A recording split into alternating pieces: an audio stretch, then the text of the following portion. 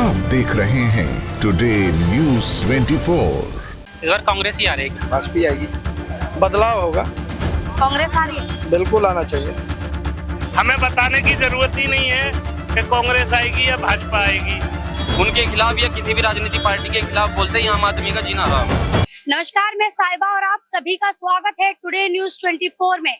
इस वक्त हम मौजूद हैं चांदनी चौक लोकसभा में, जहां राजनीतिक जानकारों के मुताबिक चांदनी चौक से कांग्रेस और बीजेपी के बीच काफी कड़ी टक्कर देखने को मिल सकती है। यहां से बीजेपी की तरफ से है प्रवीण खंडेलवाल, तो कांग्रेस की तरफ से है जेपी अग्रवाल।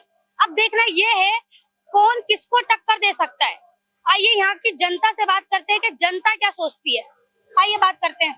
ये चांदनी चौक लोकसभा है, आपको पता होगा बीजेपी की तरफ से प्रवीण खंडेलवाल है और कांग्रेस की तरफ से जेपी अग्रवाल। तो आपको क्या लगता है अब की बार कौन सी सरकार सीट ला रही है चांदनी चौक से?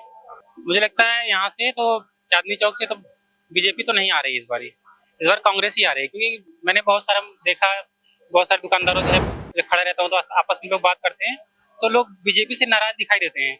बहुत सारे मुद्दों पर, महंगाई को लेकर, बेरोजगारी को लेकर और बहुत सारे मुद्दों को लेकर नाराजगी दिखाई देती है यहाँ के लोगों में। बीजेपी तो बोल रही है अब की बार 400 पार। तो बोलने का तो अपना वो सबको मीठा लगता है, तो अपने वो कुछ भी क्या बोल रहे हैं उनसे क्या मतलब है ना। जनता जो बोलेगी वो मान्य होता है। पार्टियां तो अपना कुछ भी बोल रहे, 400 पार 500 पार, वो तो उनकी मर्जी है। अच्छा, हमारा क्या। आपकी सोच ऐसा क्यों कि मतलब कांग्रेस ही आनी चाहिए और भाजपा नहीं? कांग्रेस ही नहीं आने, कांग्रेस आए आप आए कोई से भी आए, लेकिन भाजपा तो नहीं। भाजपा से काफी नाराजगी मुझे दिख रही है। भाजपा से लोग नफरत के भाव से इस समय देख रहे हैं, क्योंकि उन्होंने जो अभी रिसेंट में जो 2-4 जगह ऐसे ना 2-4 मुद्दे से भटक रहे हैं अभी, जिसपे वो लोग बहुत कमजोर दिखाई दे रहे हैं। जैसे कि लद्दाख का मुद्दा दिख रहा है, और जैसे कि ये क्या कहते हैं अरविंद केजरीवाल और विपक्ष के बहुत सारे नेताओं को ये अकाउंट सीज, कांग्रेस का अकाउंट सीज कर दिया और विपक्ष के बहुत सारे नेताओं को उन्होंने जेल डाल दिया। और जैसे झारखंड का एक वो सीएम थे, उनको कुछ फर्जी केसेस लगा के जेल डाल दिया। और बहुत सारी जो जिनके खिलाफ मोदी जी खुद आरोप लगाया करते थे, उनके कांग्रेस के नेताओं के खिलाफ ही, जैसे हेमंत बिस्वा शर्मा हुए और बहुत सारे रिसेंट में, जिनका नाम नहीं भूल रहा हूँ मैं, लेकिन जो देख रहे हैं उनको पता है कि किसकी बात चल रही है। वो सारे लोगों को इन्होंने पहले तो कहा कि ये बहुत वो है, करप्ट हैं, इनके खिलाफ ये है वो है केसेस हैं। उसके बाद उन्होंने खुद को उन्हीं को अपने पार्टी में शामिल कर लिया। तो ऐसे दो मुँहे बातें ऐसे दो मुँहे बातें जनता समझ रही है कि कौन बोल क्या रहा है और कर क्या रहा है।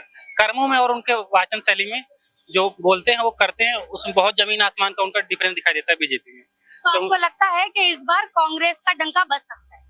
बिल्कुल, कांग्रेस का तो मुझे नहीं पता, लेकिन मुझे बीजेपी से तो नाउम्मीदी बहुत सारी है। अगर बीजेपी से नाउम्मीदी है तो इंडिया अलायंस का तो इंडिया अलायंस का चांस बनता है फिर। चलिए, और भी है हमारे साथ, हम दुकानदार हैं यहाँ के, चांदनी चौक पे मौजूद है। सर, क्या लगता है आपको इस बार कांग्रेस या भाजपा? भाजपा आएगी। भाजपा ही क्यों? भाजपा ही क्यों? कांग्रेस में कौन है? कांग्रेस में कौन? राहुल गांधी नहीं है, प्रियंका गांधी नहीं है, सोनिया गांधी नहीं है, कांग्रेस में कौन नहीं है सर? कौन ऐसा बंदा है जो आज तक खुद इलेक्शन लड़के खुद ही सीट पे बैठा हो? तो आगे आपको लगता है कि मतलब कांग्रेस किसी लायक नहीं है, कांग्रेस कोई सीट नहीं ला पाई? कुछ नहीं है, खत्म। सर, आप सर की बात से सहमत हो? आगे 10 साल बाद आएगी कांग्रेस, तो आएगी 10 साल बाद क्या है, आएगी कांग्रेस। अभी ईवीएम खत्म करते हैं, कांग्रेस ही आएगी। ईवीएम खत्म हो जाए, कांग्रेस ही आएगी। तो ईवीएम क्यों नहीं खत्म किया जा रहा है? बैलेट पेपर से क्यों नहीं चुनाव लड़वा रहे? डिजिटल क्यों कर रहे हो इंडिया को? ऑनलाइन पेमेंट क्यों कर रहे हो? वो भी छोड़ दो। बंद तो हो गया पेमेंट? हाँ, बंद हो गया। पेटीएम बंद तो हो गया? बैंक से पेटीएम पे परमानेंट तो बंद नहीं हुआ ना। परमानेंट तो बंद नहीं हुआ ना। अब चीजें ऑनलाइन बंद कर दो। जिन चीजों में प्रॉब्लम आ रही है वो चीज बंद हो रही है ना। डिजिटल करो। और पेटीएम में प्रॉब्लम आ रही थी, पेटीएम बंद हुआ। अगर यहाँ पे जनता, सरकार किससे बनती है? पूरा बैंड सरकार किससे बनती है सर? सरकार किससे बनती है? जनता से। जनता क्या चाहती है? अच्छी सरकार। जनता अभी क्या चाहती है कि बैलेट पेपर से वोट होना चाहिए या फिर ईवीएम? आप मेरी बात का जवाब दो ना, मैं आपसे पूछ रहा हूँ। नहीं, यहाँ जवाब पूछने आई हूँ। मैं आपसे पूछ रहा हूँ सर, मैं सवाल आपसे पूछ रहा हूँ। मैं पूछने मैं आपसे पूछ रहा हूँ ना। मुझसे नहीं पूछ सकते आप, मैं आपसे पूछ रही हूँ। मैं आपकी बात का जवाब दे रहा हूँ ना। आप डिजिटल क्यों करवा रहे हो? आप डिजिटल क्यों करवा रहे हो? मत करो। मैं कह तो रही हूँ कि अगर जिस चीज से प्रॉब्लम होगी वो चीजें बंद होती हैं। अरे तो मैं तो कह रहा हूँ आप डिजिटल बंद करवाओ। अगर जनता सरकार को चुनती है तो सरकार का क्या जिम्मेदारी बनती है? मैं तो आप ही की बात का जवाब दे रहा हूँ, आप डिजिटल तो बंद करवाओ। सर क्या कहना चाहेंगे सर की बात से आप? आप डिजिटल बंद करवाओ, आप डिजिटल बंद कराओ, ईवीएम अपने आप बंद हो जाएगा। सही कह रहे हैं। क्यों कर रहे हो? डिजिटल बंद करा दो। इंडिया को डिजिटल क्यों कर रहे हो आप 50 जगह बोलो इंडिया डिजिटल है, उसे बंद कराओ, ईवीएम अपने आप बंद हो जाएगा। तो डिजिटल किसने किया भारत को? किसने किया? भाई आप ही लोगों ने कहा डिजिटल करो, आप ही लोगों ने कहा कैशलेस करो भारत को, आप ही लोगों ने सब चीज कहा, वही हुआ। मैं तो अपनी दुकान पे आज भी कैश ही लेता हूँ, ऑनलाइन नहीं लेता। मैं तो आज भी कैश ले रहा हूँ अपनी दुकान पे, देख लो कहीं बारकोड वगैरह कुछ नहीं लगा होगा। मतलब आपको ये लगता है कि भाजपा ही आने वाली है? भाजपा ही आएगी, कांग्रेस नहीं? ये आएगी। ये हकीकत बात है कि बीजेपी आएगी। अभी तो आप कह रहे थे सर कांग्रेस आएगी। मैंने कांग्रेस का नाम नहीं लिया हूँ, मैं ये बोला हूँ कि ईवीएम हटा दो तो कांग्रेस आएगी। ये कहने का मतलब है कि ईवीएम में गड़बड़ है। ईवीएम में 100% है, आप मानते हैं कि ईवीएम में गड़बड़ है? गड़बड़ है। अगर ईवीएम बीजेपी ने अभी क्या किया? बीजेपी ने अभी तक क्या किया? मनोज तिवारी आज तक तो वहाँ जमुना पार्क में संसद है, क्या किया उन्होंने? हाँ हमने वहाँ का सर्वे किया। क्या कुछ किया? हमने सर्वे कोई रोड बनाया, कोई रोड बनाया या कुछ किया तो बताए मेरे को। जो है अपना 500 गज की कोठी का और खड़ा कर लिया मवाना में। अच्छा यहाँ पे परवीन खलीलवाल ने क्या क्या किया है? कुछ भी नहीं किया, किसी ने कुछ नहीं किया है। परवीन खलीलवाल ने कुछ किया है यहाँ पे अब तक? नहीं जेपी अग्रवाल ने? नहीं जेपी अग्रवाल ने भी? नहीं गया। क्या करा जेपी अग्रवाल? कभी कुछ आया कहीं दिखा आपको आज तक? कहीं दिखा आज तक? ये चांदनी चौक की गलियां हैं, यहाँ बाथरूम करने के लिए भी 2 किलोमीटर दूर जाना पड़ता है। चलिए और लोग हैं हमारे साथ। सर आप चांदनी चौक की लोकसभा सीट से कौन जीतेगा, कांग्रेस या भाजपा? देखिए यहाँ के लोकल के हम नहीं हैं तो यहाँ के बारे में नहीं बता पाएंगे, लेकिन पता तो होगा।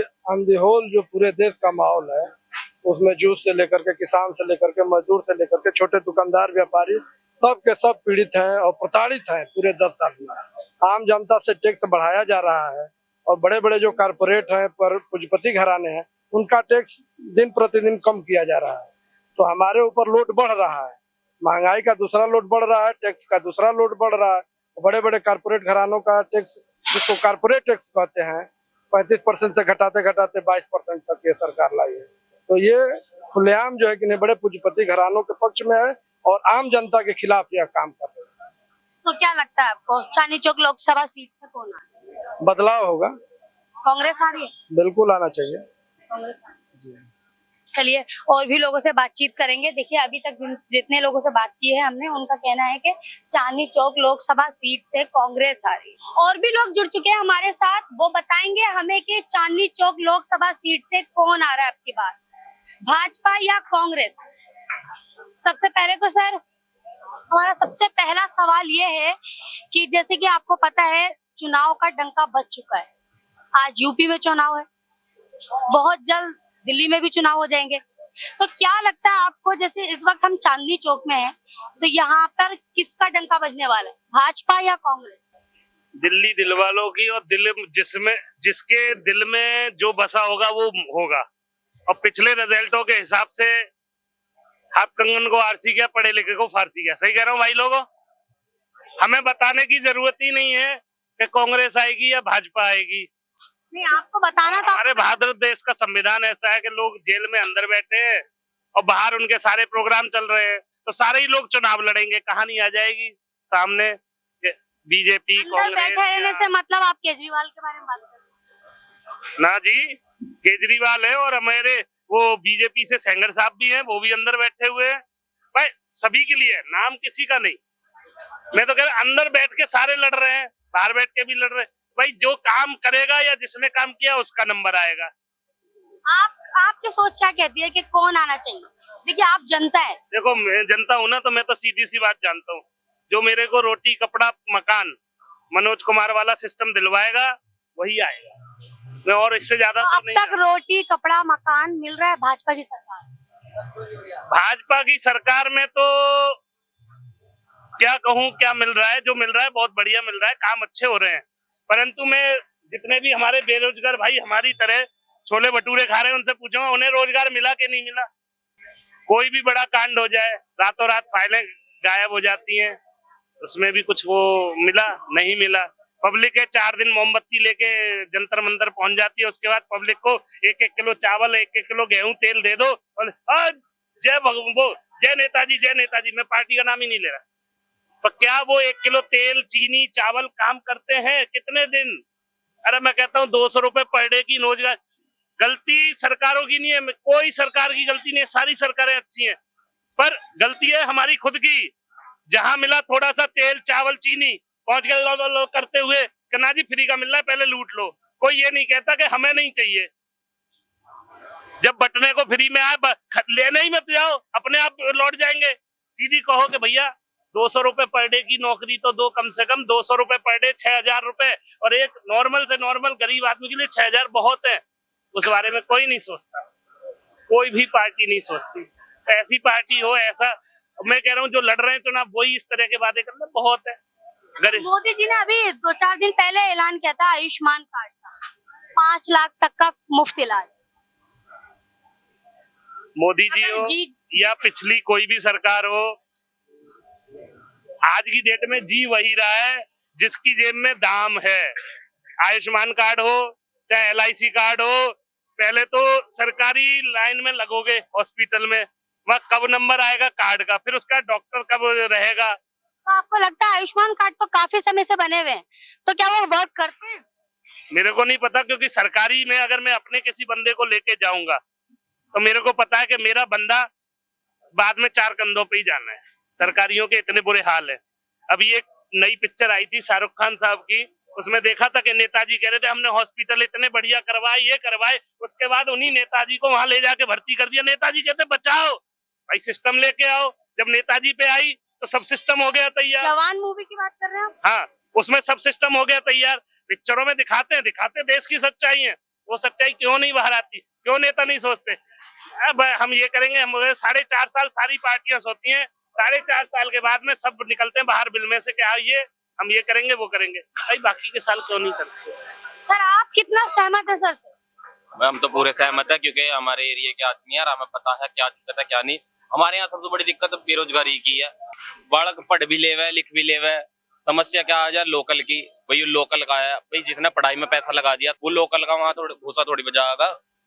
अगले माँ बाप ने भी पैसा लगाया पढ़ाई लिखाई में, तो अगला नौकरी तो करेगा। सबसे बड़ी समस्या हमारे यहाँ तो यह है कि लोकल को नौकरी नहीं मिलती, बाहर वालों को भर लेंगे, फिर उनकी गलत काम भी कर लें तो वे सहन कर लें। बस थोड़ा लोकल में यह कमी है कि भाई ना किसी की सुनता ना किसी करता, मेहनत करेगा, पैसे लेगा, चला जाएगा।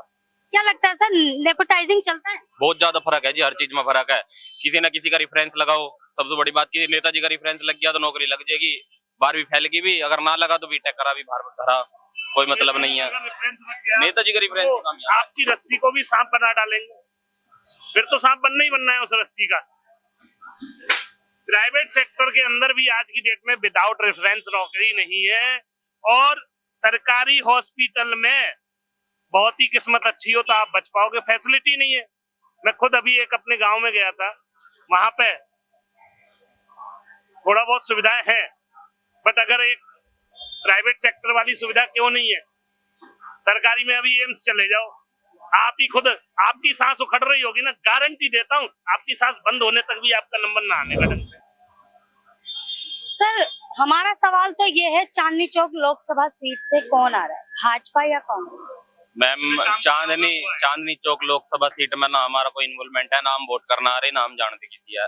लेकिन हम अपनी बात बता दें, हम लगा भैया उत्तर प्रदेश में बाबा की सरकार, योगी एक अलग हो गया, बाबा अलग हो गया। हमारी नजर होता है योगी पूरे देश चला रहा, बाबा हमारे यूपी चला रहा। यूपी एक नंबर की चल रही है ना, यूपी में योगी जैसी सरकार आई और ना कभी आवे। अब बात आ रही है लोकसभा की, तो उसमें आ रहे हैं सांसद हमारे यहाँ पार्टी के नाम से जीत रहे हैं। सच बता रहा हूँ, गाजियाबाद और गौतम बुद्ध नगर तो ये हमारे जिले हैं, इसमें जो जीत रहे हैं ना ये उससे ही जीत रहे हैं, सिर्फ और सिर्फ योगी की वजह से और मोदी की वजह से। और आप प्रचार की जितनी भी वीडियो या कुछ भी देखोगे उसमें भी सिर्फ योगी और मोदी के ही काम गिनवाए जाएंगे, ना महेश शर्मा का कोई काम गिनवाया जाएगा, ना हमारे यहाँ गाजियाबाद का कौन है वो है ना सर VK सिंह जी, ना उनका कोई काम गिनवाया जाएगा। तो हम दिल्ली वाले की बात पर तो कुछ बोल ही नहीं सकते, क्योंकि ना हम यहाँ रहते, ना हमें पता यहाँ क्या सुविधा मिल रही है। यूपी में भी आज चुनाव है, तो यूपी में क्या लगता है आपको, यूपी में डंका बच सकता है? हमारे यहाँ कांग्रेस का तो खत्म हो लिया, अगर बीजेपी और इस टाइम मायावती का उम्मीदवार है हमारे निंगे, हाँ सुरेंद्र सिंह सोलंकी, वो टक्कर दे सकता है। 50-50 के चांसेस है, जीतना चाहिए। हम तो ये कह रहे हैं क्योंकि सिर्फ पार्टी के नाम पर हम वोट इकट्ठा करते हैं। पार्टी के नाम पर हम क्यों दे देते हैं कि हमारा देश मजबूत है, हमारा देश हर तरीके से मजबूत हो गया, एक तरीके से हर चीज, अपना रोड वोड भी मजबूत हो गए, हर बॉर्डर मजबूत है, हमारे देश पर कोई हमला राजी राजी कर नहीं सकता, हर तरीके से मुंह तोड़ जवाब देंगे। पर समस्या सारी है कि हम सिर्फ मेन आदमी का मुंह देख कर वोट दे रहे हैं, अपने एरिया में क्या काम हो रहा है उसे बिल्कुल नहीं देख रहे, और लास्ट में ऑप्शन भी यही बचता है। जैसे कि हमने कई जगह सर्वे किए तो हमें ये बात बहुत सुनने के लिए मिल रही है कि नाम पर वोट मिलेंगे इस बार। हाँ, नाम पर मोदी जी के नाम पर वोट मिलेंगे, सिर्फ और सिर्फ मोदी जी के नाम पर वोट मिल रहे हैं। उत्तर प्रदेश में 70% यही काम है कि योगी के नाम पर वोट इकट्ठा कर रहे हैं, मोदी के नाम पर वोट इकट्ठा कर रहे हैं, काम कहीं नहीं हो रहा। काम तो 50% काम हो रहा है, 50% ऐसे ही हजम हो जाए मामला।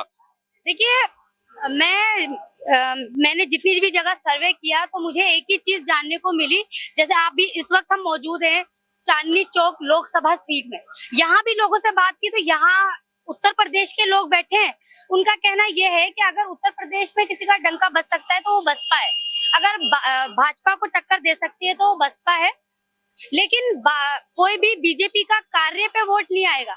नाम पे वोट आ सकते हैं मोदी जी के या योगी जी के या मोदी जी के नाम पर वोट मिल सकते हैं, कार्य पे वोट नहीं मिलेंगे। 50% उनके कार्य हैं तो 50% यूं ही हजम कर जाते हैं, ऐसा जनता का कहना है। सर आपको क्या लगता है?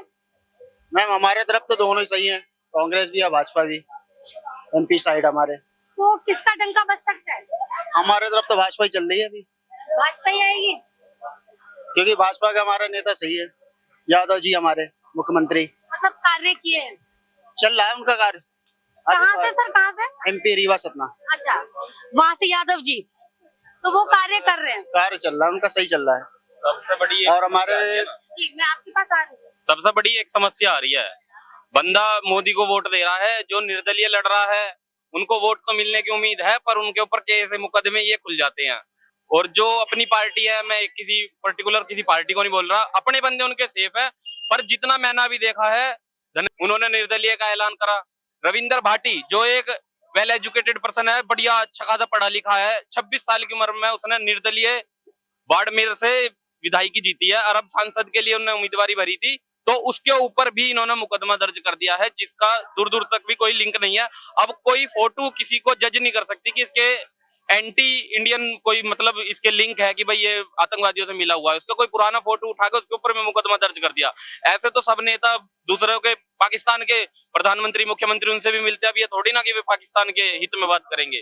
तो ऐसे ही रविंदर भाटी का कोई फोटो उठा के उसके ऊपर भी मुकदमा दर्ज कर दिया। तो हमारे यहाँ तो उत्तर प्रदेश की खास बात बता रहा हूँ मैं, राजपूत समाज बिल्कुल विरोध में है बीजेपी के। अगर जातिवाद पे जाए तो कि बीजेपी ईडी और सीबीआई का दुरुपयोग कर रही है। मैम इतना तो मुझे पता नहीं, पर मैं इस बात की जरूर कह रहा हूँ, उनके खिलाफ बोलते ही, उनके खिलाफ या किसी भी राजनीतिक पार्टी के खिलाफ बोलते ही आम आदमी का जीना हराम है। चांदनी चौक लोकसभा सीट से कौन आ रहा है, भाजपा या कांग्रेस? बीजेपी आएगी। बीजेपी ही क्यों? क्योंकि उसने देश हित में काम करे हैं, क्या काम किया?